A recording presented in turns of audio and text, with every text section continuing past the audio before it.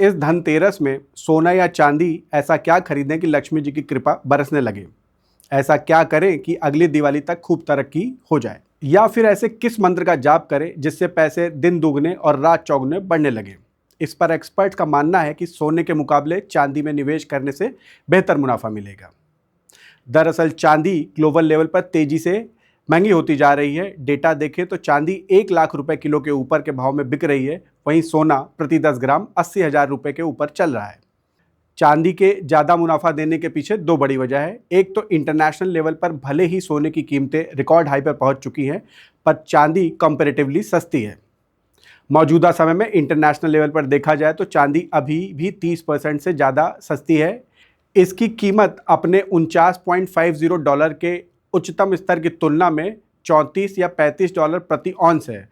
इससे पता चलता है कि सोने की तुलना में चांदी में वृद्धि की अधिक संभावना है। घरेलू बाजार में चांदी की कीमतें पहले ही 1 लाख रुपए प्रति किलोग्राम को पार हो चुकी हैं, और यदि इंटरनेशनल प्राइसेस अपने टॉप पर पहुंचती हैं या फिर उसे ऊपर उठाती है तो इंडिया में प्राइसेस 1.25 लाख पर केजी को पार कर सकती हैं। बढ़ते जियोपॉलिटिकल टेंशन और सेंट्रल बैंक्स की बाइंग से हाल के दिनों में सोने और चांदी की कीमतों में तेजी आई है। सोने और चांदी की कीमतें इंटरनेशनल मार्केट में रिकॉर्ड हाई लेवल पर पहुंच गई हैं।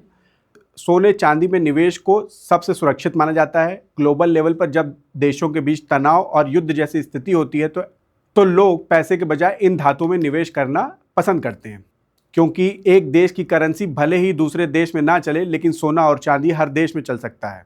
यही वजह है कि तमाम सेंट्रल बैंक्स और लोग भी इनमें निवेश को प्राथमिकता देते हैं।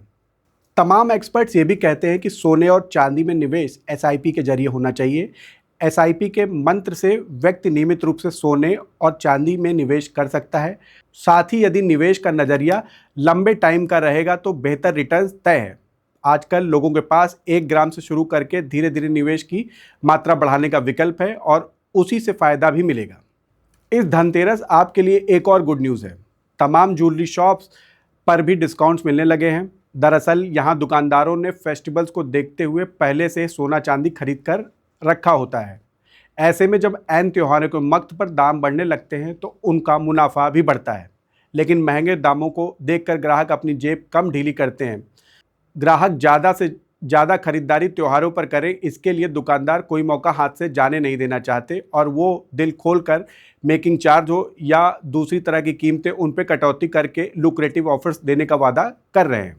कम से कम आपको बड़ी दुकानों पर ज्वेलरी में 5 से 10% सस्ती मिल जाएगी।